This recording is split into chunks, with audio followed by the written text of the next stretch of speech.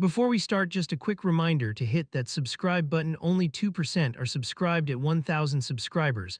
I'll be posting a special video. The phone hit my sternum like a thrown card. Huzava, Lena's knuckles were white on the case. Kira blocked the doorway and stared straight through me. I kept my hands open because anything else looked guilty. I'm Mark 34, breathing slow to keep my voice calm. Let me see the thread, I said and stepped closer. Lena flinched like the screen might burn me. 3 screenshots waited with flirty lines and my name on top. Unlock yours, she didn't blink. I pressed my thumb and held it out. Search bar up, I typed a VA and paused. No matches popped. Empty. The room tightened. Kira snorted and flicked her eyes to Lena. Deletes fast, she murmured, heel tapping the tile. Then call the number, I said and tilted the phone. Speaker icon lit, silence stretched like wire. A robotic menu answered with shipping options. Lena frowned and checked the contact label again. It still read Ava, bright and tidy like truth. Why is a hotline saved as a person, I asked. Kira swiped away before I could grab it. A photo slid in with a neat little smirk. Me in a hotel entrance with a bag. Cap low, head turned, timestamp conveniently trimmed. Last Thursday, Kira breath, chin lifting an inch. Explain that. Lobby, her smile sharpened like a lid. I pulled my collar and showed the fresh shoulder tape. Urgent care after the gym, lift went wrong. Convenient, Kira tossed back and angled the phone. Lena stared at the tape, jaw flexing once. I opened my banking app and scrolled to Thursday. Clinic charge showed the hour, clean and stubborn. Hotel first, then heroics, Kira folded her arms. Check the receipt location, I answered without looking up. No hotel payment appeared on any card. Cash would be their next angle, I knew it. I pinched the hotel photo and zoomed the glass. Across the street, a bumper sticker peeked in reflection. Kira's car half hidden, but the shape was hers. My finger hovered over the proof like a trigger. Why were you there? I asked without raising volume. Kira shifted weight and dragged a nail across her sleeve. Instinct, she said, eyes cutting to Lena for backup. Friends protect friends, especially from rehearsed liars. Lena swallowed hard and looked between our faces. Show me everything on your phone, she whispered. I opened files, then mail, then the secure folder. An unread message waited with a subject that stung. From HR, I said, keeping my posture still. Lena's eyes flicked to Kira, not to me. Open it, she breathed, fingers tight around her own screen. I tapped once and let the header load slow. A name block appeared with tidy initials and date. I didn't read it out loud because the room shifted. Kira stepped forward like she could snatch the air back. I scrolled anyway and the first line hit like a bell. I scrolled and the first sentence punched. Complaint acknowledged, meeting scheduled, evidence attached. Kira lunged for the screen, I pivoted and kept it high. Lena stepped between us with her jaw locked. I forwarded the file to Lena's inbox. Her phone chimed once and she opened it. Her pupils bounced while she read the bullet points. Kira's breath shortened like a runner before a cliff. Call the case line, I tapped the number. An automated voice gave a reference code and status. Investigation ongoing, additional materials received that morning. Kira stared at the time stamp like it might blink. Additional from who? I pointed to the update entry. Lena swallowed and glanced at Kira's empty hands. Not me, Kira muttered, shoulders angling toward the hall. Then stay here, I answered and hit the back button. I opened the evidence list with my thumb steady. Screenshots of chats, a photo of me near an elevator. A recorded call with a disguised voice reading my schedule. Lena's eyes lifted when she saw the file names. Play the call, she tapped the speaker and waited. A flat voice read my lunch breaks and gym time. No accent, precise timing, a breath at the end. Kira rubbed her wrist and looked anywhere but us. The doorbell buzzed like a dare. I checked the camera feed and saw a small parcel. No return note, just my name printed clean. Open it here, Lena said, chin up. Inside lay a glossy print of that hotel entrance. This copy showed the full timestamp near my shoulder. Next to it a note read, be honest or lose her. Kira's nostrils flared like she smelled smoke. I flipped the label and scanned the shipper code. Local print shop, same-day service, pickup requested. I dialed and put it on speaker without warning. A tired voice answered and asked for the ticket number. I read the digits and waited for the click. Yeah, pickup was an hour ago, the clerk said. Blue hatchback, big sticker on the back window. Lena's gaze slid to Kira's keys on the table. Kira grabbed the parcel and crumpled the corner. Anyone could drive that, she said, throat tight. Ask what they printed, I said, keeping my distance. The clerk listed 2 photos and 1 typed message. Do you know the name used? I kept it flat. The answer came with a shrug in his voice. Just K. Reynolds on the order screen. Lena's mouth opened a fraction but no words. Kira's shoulders bunched like she might bolt. Stop this performance, she snapped, cheeks bright and hot. He's playing you, he staged everything, even the call. My pulse stayed slow because the facts were walking. I opened my camera app and scrubbed through clips. Front steps quiet, then a figure with a hood. The car matched the sticker and the dented plate. A hand slid the parcel and hurried back to it. Play it again, Lena moved closer to the phone. The frame froze on the door view as the hood slipped. For one heartbeat the jawline showed and the hairline matched. Kira shut her eyes and pressed her tongue against her teeth. Why? I asked and kept my hands at my sides. Because you never fail clean, she whispered, almost proud. You always leave something, so I brought the something. Lena stared at her like at a stranger in our kitchen. You're done here tonight, Lena's voice barely cracked. Leave the keys on the counter and back away. Kira looked at the door, then at me, then down. My phone buzzed once with a new HR email. I opened the fresh HR email and let it load. Anonymous upload received, audio sample compared against public clips. Preliminary match to a known account used by Kira. I tilted the screen so Lena could read every word. Play their sample, her finger hovered like a trigger. A clipped line spilled out with my gym times again. HR's note flagged matching cadence and rare phrasing. Lena's throat worked once, then she looked at the hallway. Kira edged toward her tote, shoulders tight and coiled. Keys first, Lena said without blinking. Metal touched wood and rattled, but Kira kept the tote. I stepped between her and the door because running fixes nothing. I opened our router app and hit device history. Guest network showed a late-night connection named KR. Duration 3 minutes, traffic labeled voice and image. Lena pinched the screen to the exact hour we slept. Open recent transfers, I scrolled to the activity log. A file called Lobbyful exported to a nearby phone. Sender masked, receiver identifier matched KR's model number. Kira's nails dug into the tote as if it might bite. Delete the app, she blurted and reached for Lena's hand. Lena pulled back and squared her shoulders. Sit down, she said, voice low and steady. Kira froze, then stared at the door as if it might bend. I launched my dashcam feed and scrubbed to Thursday. The clip showed my car stopping near the clinic. Another vehicle slid in behind me with the familiar dent. Kira's plate flashed once as she cut across frame. Why follow me? My pulse stayed even and clear. Because truth needs help, she muttered, eyes burning. You needed proof to break his act. Lena looked at her like the ground just shifted. My phone buzzed again with a new HR notification. Metadata identified the print file author as KRE. System pulled the file name signature from the PDF creator. Lena's mouth opened, then she shut it with effort. Kira lunged for the tote and yanked a small case. Inside sat a prepaid SIM with a torn wrapper. She moved to the sink like she might flush it. I snapped a photo first and held the lens on her hands. Drop it, Lena planted herself between us like a wall. Kira stared at the SIM and her wrist shook. You torched our home for a test, Lena whispered. Kira blinked twice and swallowed like the room dried up. I opened my messages and hit the unknown thread.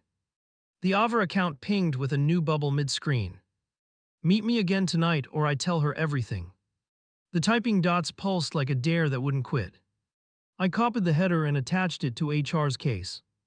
Then I replied from the same thread with one line. Meet where we met last time, same table. The dots stopped, then a single pin dropped into view. She's going, I said and showed Lena the map. Kira's shoulders fell and a small laugh escaped. You won't catch anything, she whispered, almost calm. Not without someone to watch the trap spring. Then come watch, I picked up my jacket and paused.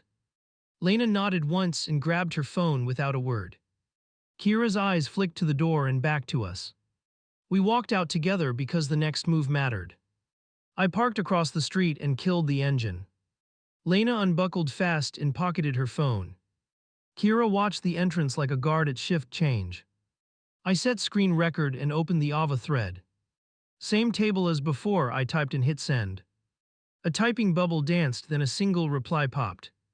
Corner booth near the back, 2 drinks, no small talk. Kira's jaw twitched as if she knew the layout. We walked in tight formation and kept our eyes up. Lena chose a table with a view of both doors. I laid my P8. One face down and tapped record again. Kira kept her tote close and kept glancing left. Put the tote on the chair, I said and held out a hand. She hesitated, then placed it down with a little drag. I opened it slow and looked for anything that chirped. A second handset sat under a makeup pouch like a seed. Lena whispered, "Whose is that?" and folded her arms tight. Kira stared at the window and kept her mouth thin. I powered the spare and waited for the lock screen. A wallpaper flashed with a wave emoji and 3 initials. A new message arrived on my main phone. "Running late, order me the usual, be sweet." Lena raised one eyebrow at the phrasing and looked at Kira. I mirrored the text to the spare so both showed it. The door opened and a guy hovered near the host's stand. Ball cap low, nervous blink, hands empty. He checked his watch and scanned the room once. His eyes snagged on Kira for a fraction too long. "Know him?" I asked without moving my head. Kira rubbed her temple and stared at the menu. Lena lifted a hand and waved him over calmly. He approached, then paused 2 steps out like expecting a cue. "Table for Ava?" I asked, keeping my tone flat. He shuffled and scratched his cheek with 2 fingers. "Delivery for Mark," he muttered and looked down. No bag, just a small envelope pinched in his grip. "Who hired you?" Lena asked and leaned forward. "App gig," he said, eyes moving toward the exit. "Send text, say the line, drop the note." I slid my phone over and showed the current thread. He blinked hard when he saw the matching messages. "I just read what pops up and walk away." "Show the app," I said and nodded at his watch. He swiped and pulled a tiny screen closer.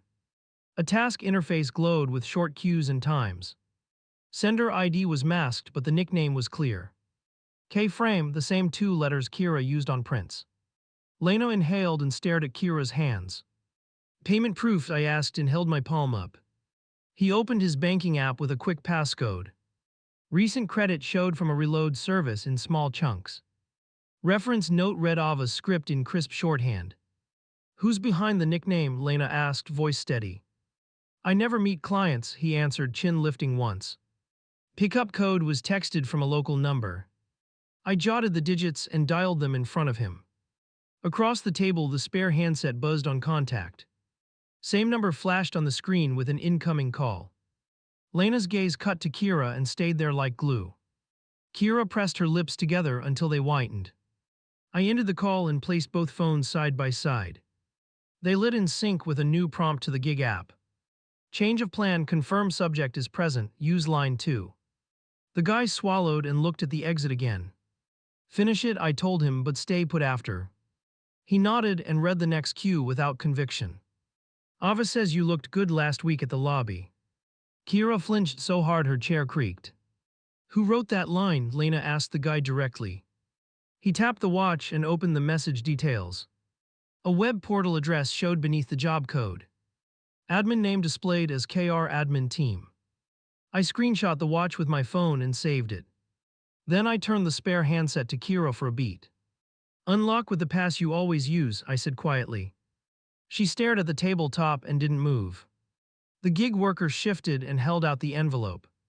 "Payment includes this," he said with a quick shrug. Lena reached first and slid a finger under the flap. A printout fell onto the table with a short list. It quoted my supposed hotel meet and a room number. At the bottom, a promise glared, "More if he slips again." The handwriting slanted left with a sharp hook at the end. Lena didn't need a lab to recognize patterns. "Wait here," I told the guy and lifted a finger. He nodded and hunched his shoulders like bracing for weather. I turned to Kira and held out the spare again. "Open this or I call the case officer now." She stared at the handset like it might burn a hole. "Pin is her birthday backwards," she whispered to the table. The screen unlocked with a soft click and pulled up chats. One thread was labeled Ava Control with a star. I scrolled and caught a template for canned flirts. Times matched the warehouse menu we had called earlier. Her draft sat over a list of my habits and routes. A note marked Thursday contained a line about the clinic. Lena didn't speak, she just watched my thumb move. I opened the media folder and selected voice filters. A slider toggled between flat and altered cadence. Preset names included Ava Soft, Ava Fast, and Lobby Echo. Export logs, I said, and mailed them straight to HR. The progress bar crawled and then hit sent with a ping. Kira swallowed and stared at the exit like it might forgive her. Her shoulders deflated and then tensed again without warning. The guy cleared his throat and raised his watch. "Another queue just arrived," he murmured under his breath. We looked together as new text blinked into place. "Abort too hot, cancel and wait for new time." "Reply with a meet now anyway," I told him. He typed quickly and hit confirm with a shaky thumb. A reply came back almost instantly with a different pin. "New spot, parking level 2, 10 minutes, no photos." Lena met my eyes and nodded once. We stood and left the table without touching the envelope. Kira trailed with the tote like it weighed a ton. The worker shadowed us at a distance and kept quiet. Outside, I split roles in 3 lines. Lena and the worker took the stairs to level 2. I circled to the rear entrance and watched the ramp. Kira hung by the stairwell door and kept checking her watch. My phone vibrated with a location share from Ava. A moving dot pinged across the map toward the structure. I watched the entrance and waited for tires on the ramp. A compact hatchback rolled up with the plate I already knew. Kira's head jerked before the car fully appeared. She shot me a single glare and then bolted left. I cut her angle and blocked the aisle with my body. She stopped dead and lifted her hands a little. "End it on your terms," I told her low and clear. "No one touches you if you cooperate now." The hatchback idled while a figure checked the mirror.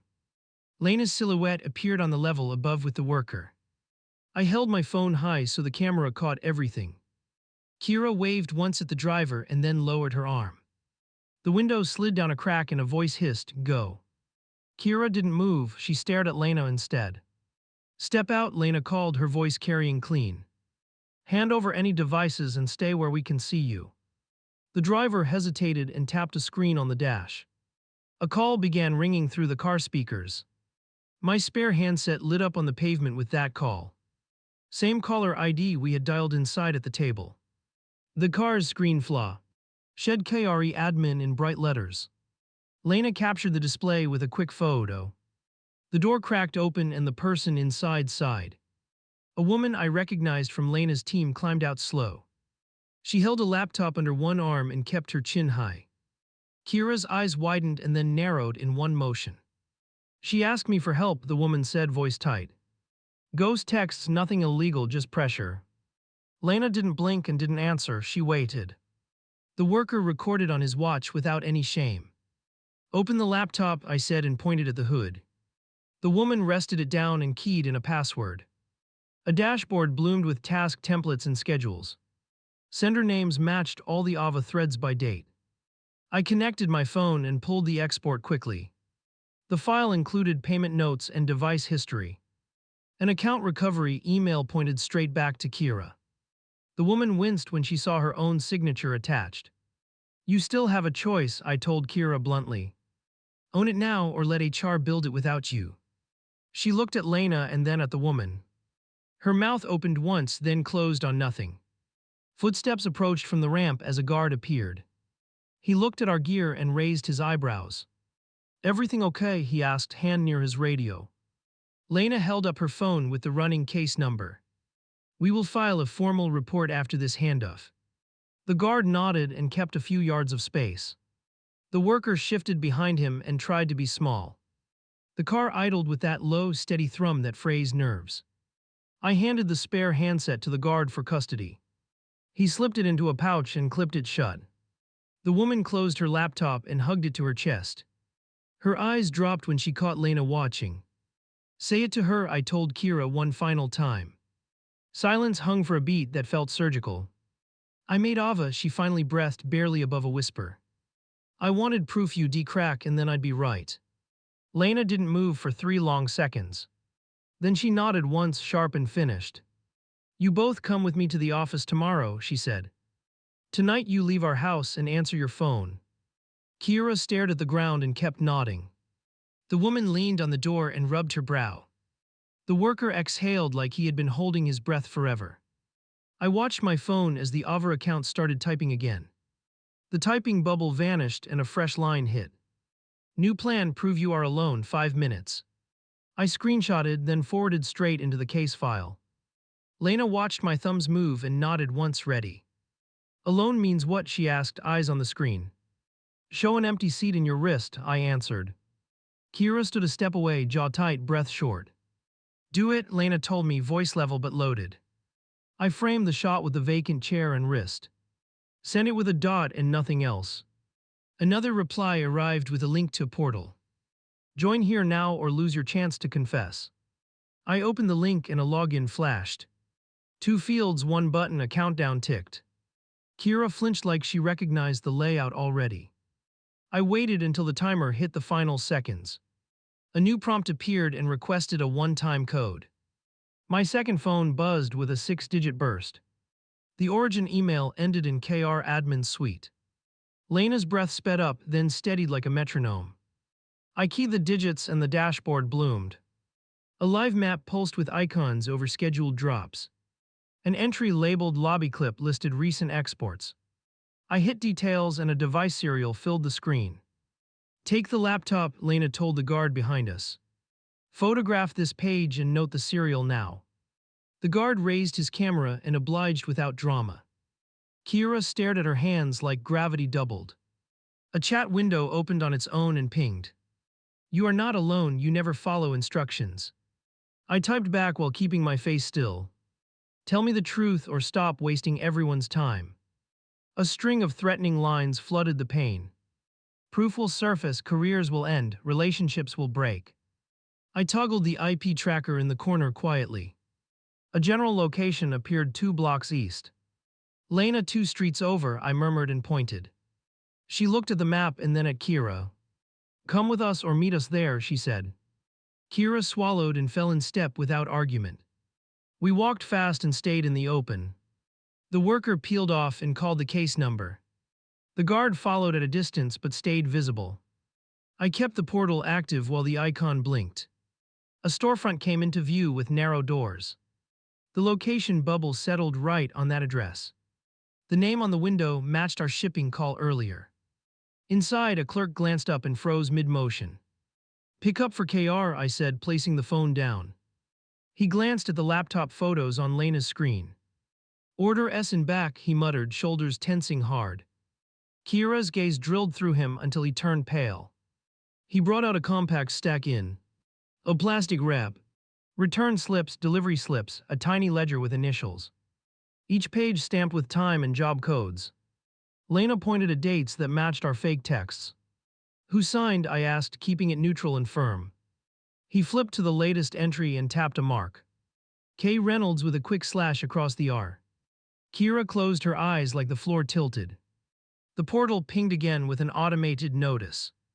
Admin privileges revoked for unusual access from this device. I smiled without humor and opened the security tab.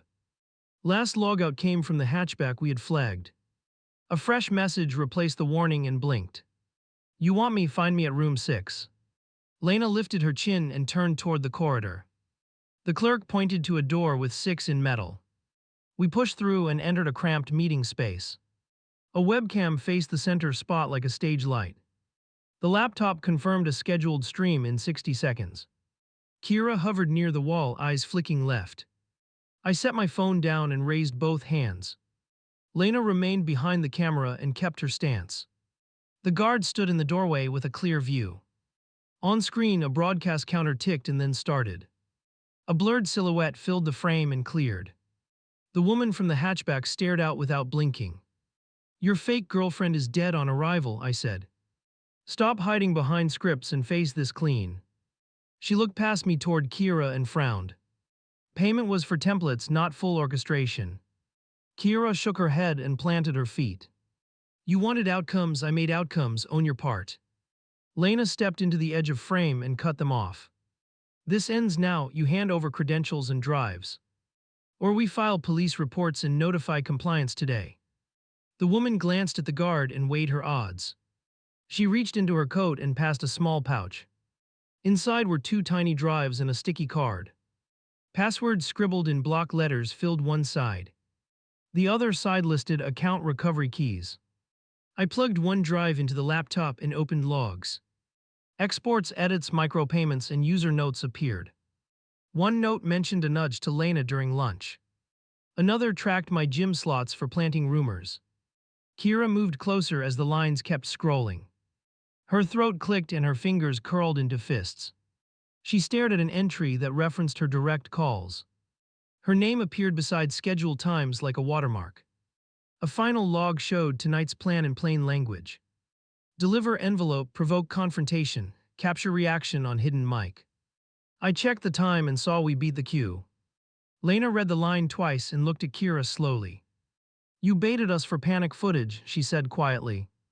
Kira touched the wall and tried to breathe steady. I thought fear would show his real face, she whispered. Instead it showed mine and now it is recorded. I exported everything to my phone and then the case. The progress bar crawled again while the room prickled. The woman lifted her chin like bracing for judgment.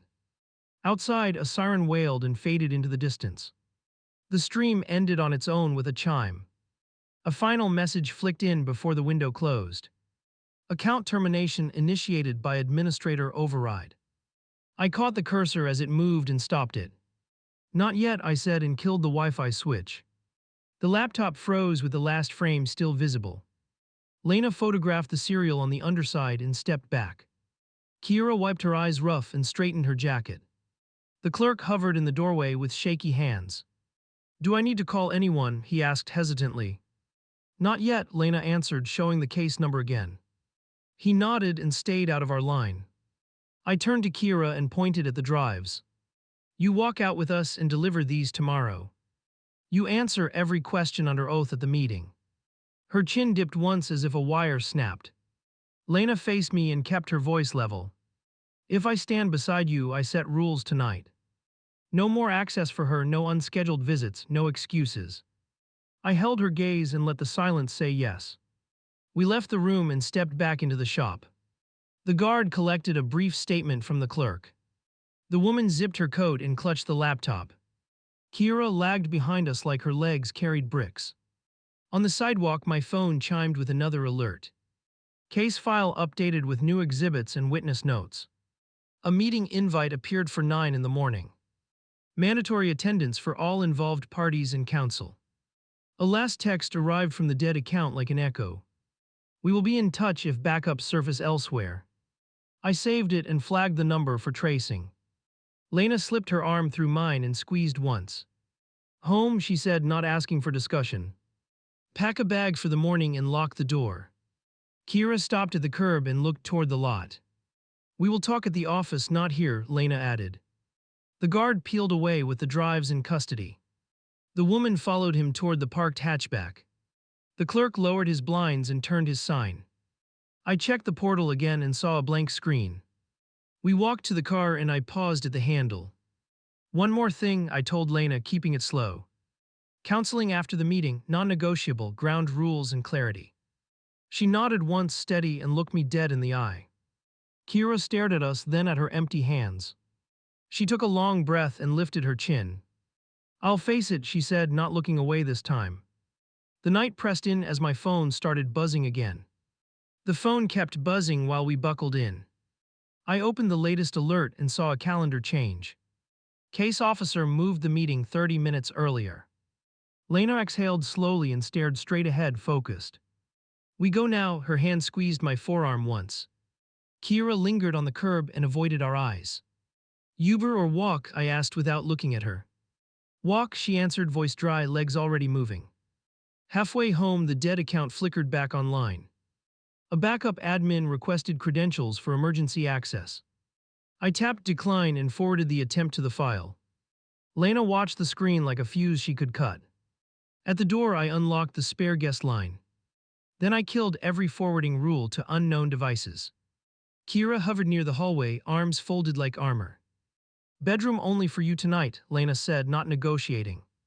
I set the drives in a box and sealed it. Then I photographed the seal and emailed myself twice. Kira paced between the kitchen and the sofa, restless. Stop moving, Lena told her, you're raising my blood pressure. Another notification landed at the top of the thread. Your appointment is confirmed, please bring all communications. The timestamp matched the moved meeting slot precisely. I replied with received and turned the ringer off.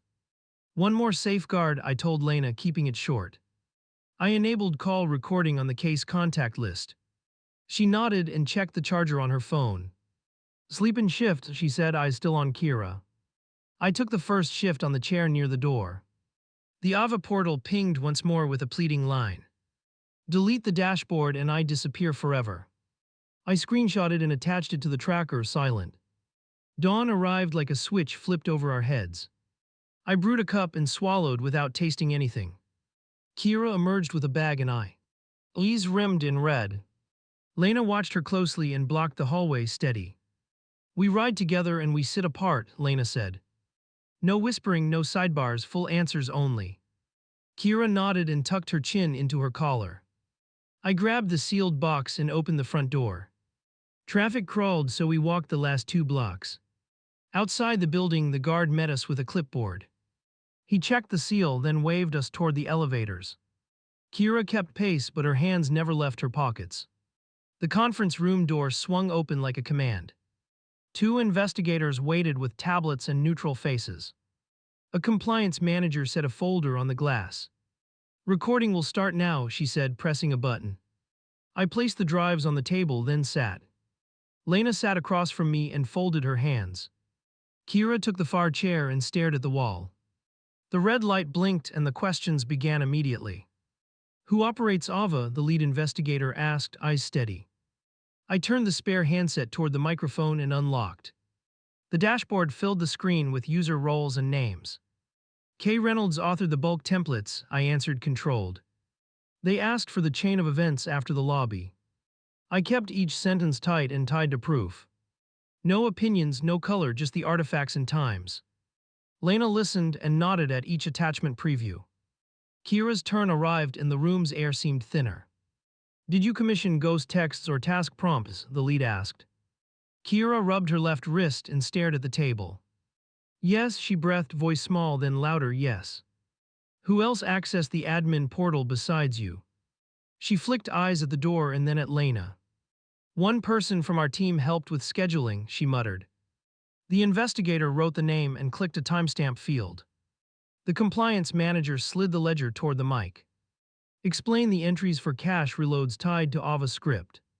Kira swallowed hard and tried to flatten her tone. Small payments to multiple gig accounts to spread traffic. Why target my lunch hour and gym times? Her eyes flinched, then steadied with stubborn resolve. Patterns build suspicion quickly and look organic enough. A second investigator typed notes without glancing up once. They played the disguised call that listed my breaks. The software compared it against Kira's public clips. The match percentage showed high and unforgiving on screen. Kira closed her eyes and pressed her fingers together. Did you ever meet me as Ava in person? Her head shook once, then stopped, then started again.